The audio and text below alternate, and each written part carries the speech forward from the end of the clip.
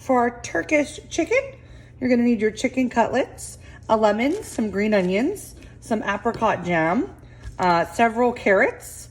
We have some chicken stock base concentrate, some slivered almonds, basmati rice. We have our Turkish spice blend and our harissa powder. And then you need 2 tablespoons butter, salt, pepper, and some oil. Green onions or scallions, we're going to be using both the white and the green part. So I'm gonna start by just cutting off the roots here.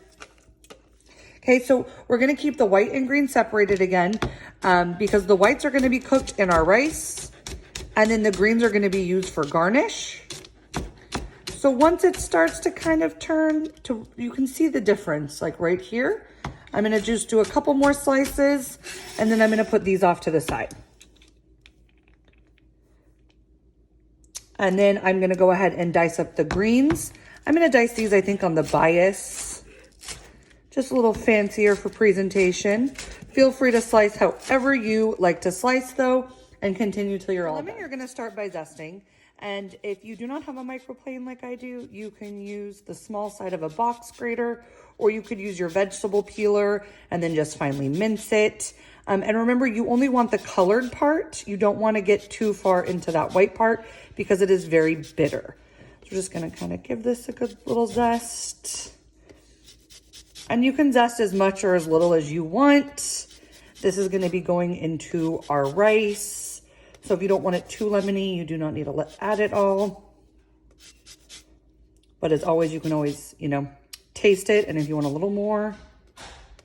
And it's always best to zest your citrus while it's still whole and not after you cut it. It's just a lot easier. So that is quite a bit of zest.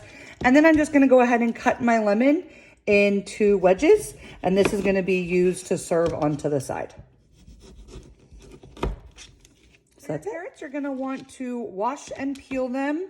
And then we're just gonna start again by cutting off the top and the bottom. And for this, you're gonna wanna cut them kind of like into French fry sticks. If you would like to cut them a different way, you're just gonna need to adjust your time, because if you cut them into smaller pieces, they're gonna cook a lot quicker. So you do need to preheat your oven to 425 degrees on the top rack. So I'm just gonna cut these in half. And then cut them in half again. And then like so that they kind of resemble, some sort of French fry.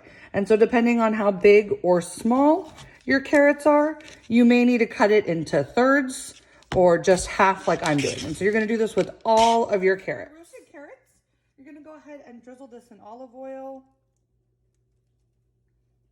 And then we're gonna be using the harissa powder. It recommends that you measure out a 1/4 teaspoon because it can be kind of spicy. Harissa comes from Tunisia, a country in northern Africa along the Mediterranean. So if you want really spicy, you can add a little more. But we're just gonna go with the 1/4 teaspoon. And then some salt and pepper.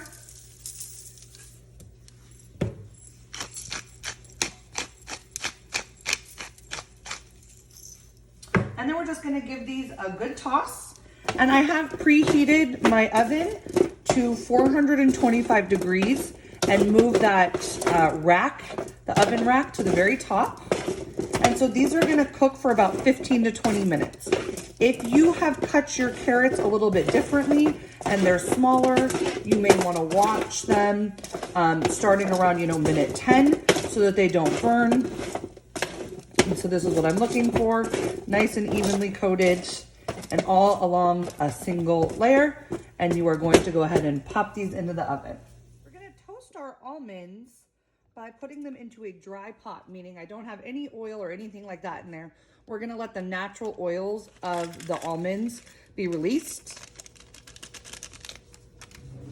And so these are just gonna get cooked for like 2 to 4 minutes. You want to be careful, don't cook it too long or they will start to burn and taste very bitter. My rice has come to a boil, so I'm going to go ahead and cover this. And I'm going to turn my heat all the way down to low. And I'm going to let this cook for about 15 to 18 minutes until the rice has absorbed all the water and it's nice and tender. For our chicken, I've placed it into a dish lined with paper towels.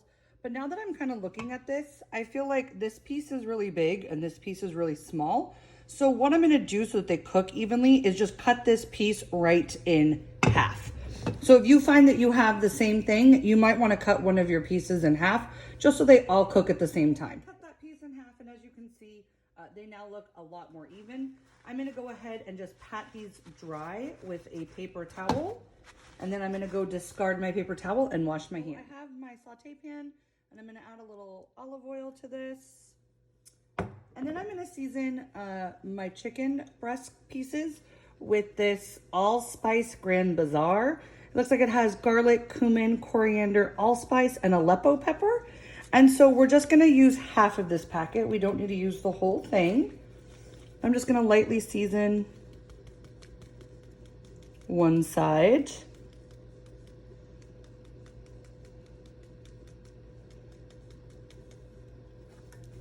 Okay, we're also gonna add a little bit of salt and pepper. And you notice I haven't taken this off of my pan yet, or off of my plate, and you will see why in just a moment. And now I'm gonna go ahead and put this into my saute pan, seasoned side down, okay? So see, I'm gonna put that seasoned side. This is just the way I like to season things.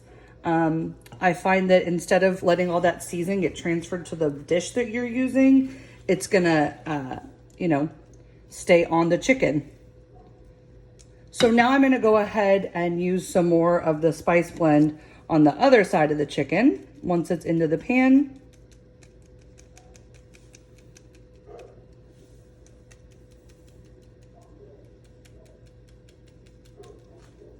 Okay, and a little bit more salt and pepper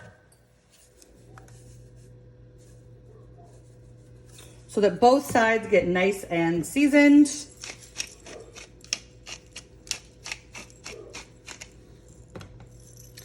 And this is gonna be cooked on kind of like a high heat until the chicken is nice and brown on both sides.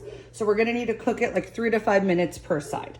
Because these are on the smaller side, we can probably do about 3 minutes per side. So my chicken's been cooking for maybe about 4 minutes on this side, because what I'm looking for is I'm looking for that nice golden brown crust. So I'm gonna go ahead and flip my chicken.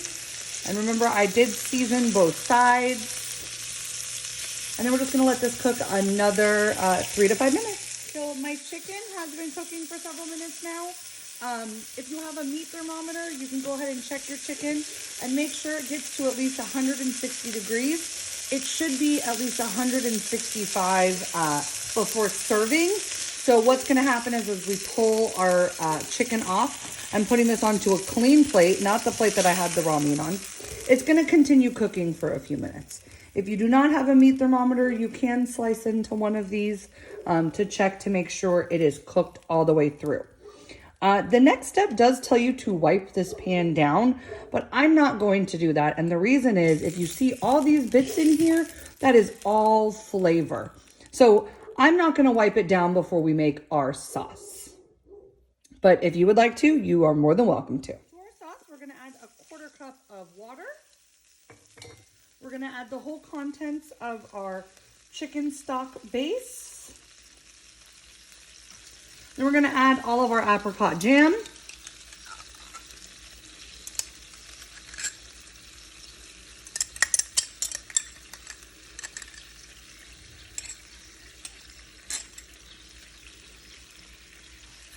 And then a squeeze of lemon. So make sure you don't get any seeds. So I'm gonna just squeeze it over my hand, no seeds. You could use a juicer if you wanted to. And we're just gonna go ahead and cook this on kind of a medium heat, medium low. And you see as I'm cooking it, I'm gonna be scraping at the bottom to get all of that flavor that is stuck at the bottom. This is called deglazing the pan.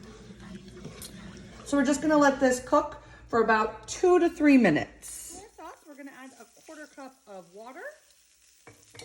We're gonna add the whole contents of our chicken stock base. Then we're gonna add all of our apricot jam.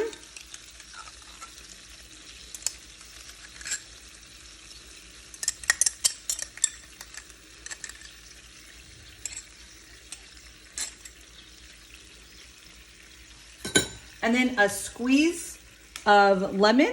So make sure you don't get any seeds.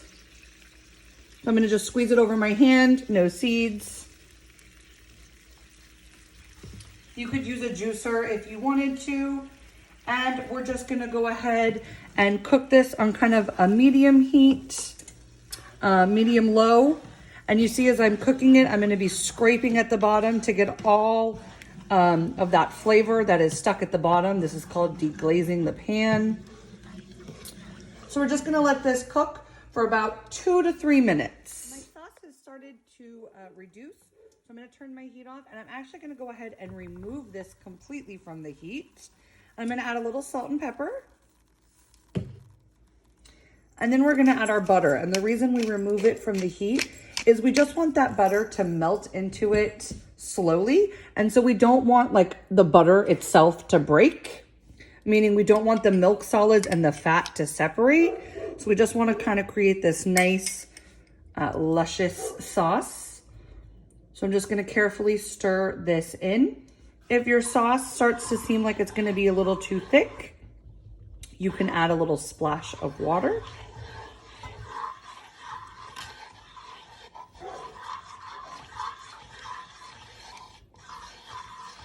All right, and so now you can kind of see it has this nice sheen to it. The butter has just gently melted into our sauce. And our sauce is now done. You can go ahead and taste it if you like to see if it needs more salt and pepper. Rice is finished cooking. I'm gonna go ahead and fluff my rice with a fork. You see how that just kind of starts to break it up.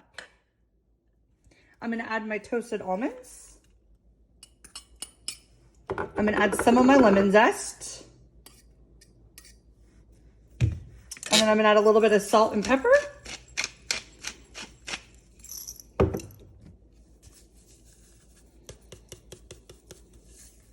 And give this a good stir. And so my carrots have come out of the oven, my chicken is cooked, and my sauce is done. And now it is time for me to plate my final dish and submit my photo.